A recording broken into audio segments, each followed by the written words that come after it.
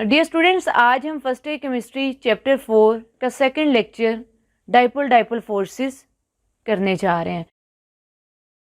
Dipole dipole forces basically intermolecular forces हैं। बेटा, dipole dipole forces के बारे में फर्दर पढ़ने से पहले हम ये देख लेते हैं कि डाइपोल डाइपोल का मतलब क्या है। Di mean to,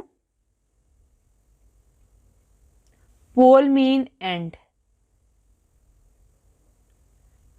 dipole dipole forces यानी दो पोलर मॉलिक्यूल्स के दरमियान जो फोर्स ऑफ अट्रैक्शन होगी वो डाइपोल डाइपोल फोर्स कहलाएगी। आपने दो मॉलिक्यूल लेने हैं, डाइपोल होना चाहिए एक मॉलिक्यूल और दूसरा मॉलिक्यूल भी क्या होना चाहिए, डाइपोल होना चाहिए, यानी दो पोल्स वाला, पार्शियल पॉजिटिव और पार्शियल नेगेटिव। अब एक मॉलिक्यूल में जब दो पोल्स होते हैं तो हम कहते हैं ये पोलर मॉलिक्यूल है। तो बेटा, इसमें मैंने आपको इसकी डेफिनेशन पढ़ानी है, एग्जांपल्स बताऊंगी, फैक्टर्स बताऊंगी और आखिर में effect of the dipole dipole forces on physical properties बताऊंगी। डाइपोल डाइपोल फोर्सेस की डेफिनेशन से हम स्टार्ट करते हैं।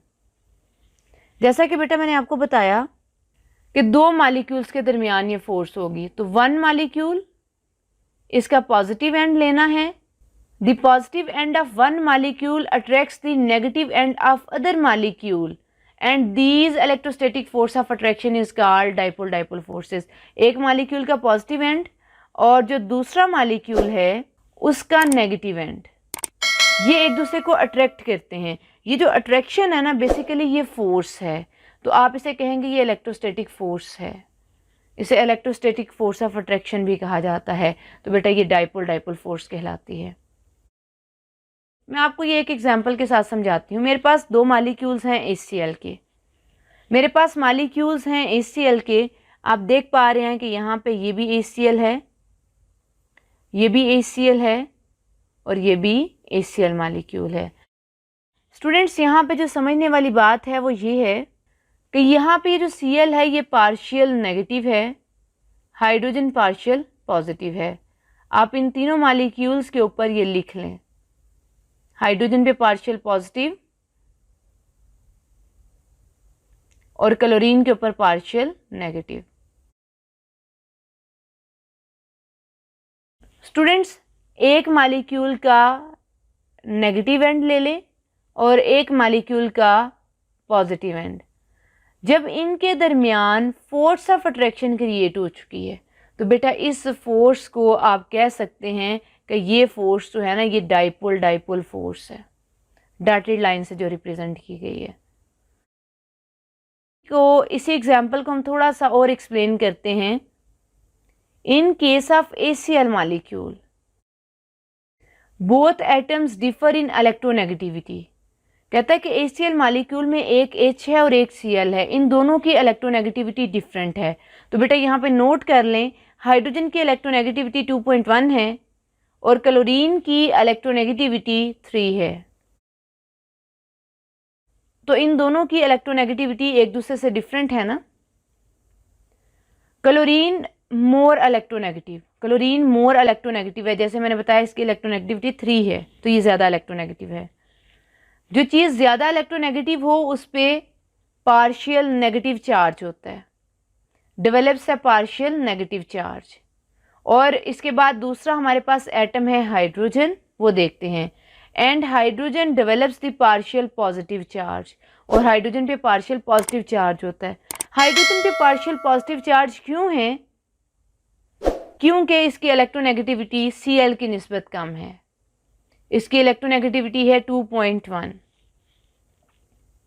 सो whenever the molecules are close to each other, कहता है कि जब ये मॉलिक्यूल और ये मॉलिक्यूल एक दूसरे के करीब आएंगे तो एक का नेगेटिव एंड और दूसरे का पॉजिटिव एंड, इनके दरमियान ये जो डॉटेड लाइन है, ये वाली जो फोर्स है डॉटेड लाइन में जो आपको शो हो रही है, ये क्रिएट होती है और आप इसे कह देते हैं ये डाइपोल डाइपोल फोर्सेस हैं। सेकंड एग्जांपल हम देखेंगे क्लोरोफॉर्म में। तो बेटा यहाँ पे थोड़ा सा ज़रा तवज्जो कीजिएगा। आपके पास एक ये मॉलिक्यूल है, ये भी है क्लोरोफॉर्म, और एक आपके पास ये मॉलिक्यूल है, ये भी क्लोरोफॉर्म है। बेटा यहाँ पे समझना ये है कि इसका पार्शियल नेगेटिव किधर है और पार्शियल पॉजिटिव किधर है। यहाँ पे देखें हाइड्रोजन है तो हाइड्रोजन होता है पार्शियल पॉजिटिव, और इस साइड पे Cl है यानी ये पार्शियल नेगेटिव है। बेटा ये साइड पार्शियल पॉजिटिव और ये साइड स्टूडेंट्स पार्शियल नेगेटिव है। एक मॉलिक्यूल का पार्शियल पॉजिटिव और दूसरे मॉलिक्यूल के पार्शियल नेगेटिव के दरमियान जो फोर्स ऑफ अट्रैक्शन क्रिएट होती है डॉटेड लाइंस में, वो डाइपोल डाइपोल फोर्स कहलाती है। There is a net attraction between polar molecules. These forces are called dipole dipole forces. बेटा ये जो dipole dipole force है ये आपने उन दो molecules के दरमियान में देखी है जो polar molecules हैं, यानी जो dipoles हैं। Di mean two, poles mean ends, जिनके दो ends हैं, यानी ये polar molecules को कहते हैं। और ये जो dipole dipole forces हैं ये weak forces होती हैं as compared to covalent bond. They are approximately 1% as effective as a covalent bond. तो इसलिए वो कह रहा है कि ये 1% इफेक्टिव होती है। वहाँ पे मैंने आपको ये बताया था कि जो इंटरमॉलिक्यूलर फोर्सेस हैं वो वीक होती हैं और इंट्रामॉलिक्यूलर फोर्सेस स्ट्रांग होती हैं। डाइपोल डाइपोल फोर्सेस जो हैं ये इंटरमॉलिक्यूलर फोर्सेस में आती हैं और कोवलेंट बॉन्ड जो है ये इंट्रा में आता है। अब बेटा हम डिस्कस करने लगे हैं इसके factors. The strength of these forces depends upon two factors, electronegativity difference and second one distance between molecules. बेटा अगर इलेक्ट्रोनेगेटिविटी डिफरेंस ज़्यादा है तो फोर्स ऑफ अट्रैक्शन भी ज़्यादा होगी, यानी डाइपोल डाइपोल फोर्सेस स्ट्रॉन्गर होंगी। With the increase of electronegativity difference between two atoms in A molecule, एक मॉलिक्यूल में जो दो एटम्स मौजूद हैं उन दो एटम्स में इलेक्ट्रोनेगेटिविटी डिफरेंस अगर ज़्यादा है तो डाइपोल डाइपोल फोर्सेस स्ट्रॉन्गर होंगी, और अगर इलेक्ट्रोनेगेटिविटी डिफरेंस कम है तो डाइपोल डाइपोल फोर्सेस फिर क्या होंगी, वीकर होंगी। आपके सामने कुछ एग्जांपल्स मौजूद हैं, जैसे मैं यहाँ पे दे रही हूँ HCl की एग्जांपल, इसके बाद मैं आपको एग्जांपल दूंगी HBr की, और फिर एग्जांपल देती हूँ HI की। इसके अलावा आप और भी एग्जांपल्स कोट कर सकते हैं, लेकिन मैं यहाँ पे ये 3 कर रही हूँ। अगर आप बात करते हैं हाइड्रोजन की, तो हाइड्रोजन की इलेक्ट्रोनेगेटिविटी होती है 2.1, क्लोरीन की होती है 3, इसी तरह इसकी भी 2.1 है और इसका हाइड्रोजन की भी 2.1 है। ब्रोमीन की 2.8 होती है ऑलमोस्ट,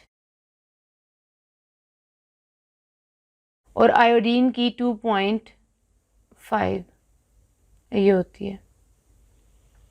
अब बेटा अगर देखा जाए तो HCl ये एक मॉलिक्यूल है, इसके दो एटम्स हैं H और Cl, इन दोनों में जो इलेक्ट्रोनेगेटिविटी डिफरेंस आया है वो आया है 0.9।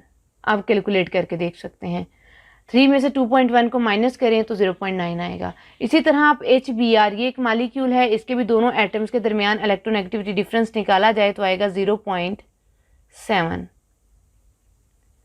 अगर आप HI में निकालें तो आएगा 0.4। बेटा ये अप्रॉक्सीमेटली मैं लिख रही हूँ।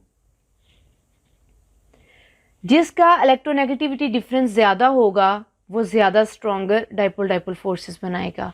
जैसे यहाँ पे इसका इलेक्ट्रोनेगेटिविटी डिफरेंस ज़्यादा है, तो अगर आप ACl के दो मॉलिक्यूल्स लेते हैं और उनमें डाइपोल डाइपोल फोर्सेस को चेक करते हैं तो बेटा स्ट्रॉन्गर होंगी। दूसरी तरफ आप ले लें HBr के दो मॉलिक्यूल्स और उनमें आप डाइपोल डाइपोल फोर्सेस चेक करें तो बेटा वहाँ पे वीक होंगी dipole dipole forces as compare to HCl, क्योंकि HBr का जो इलेक्ट्रोनेगेटिविटी डिफरेंस निकला है वो 0.7 निकला है और HI का 0.4 निकला है।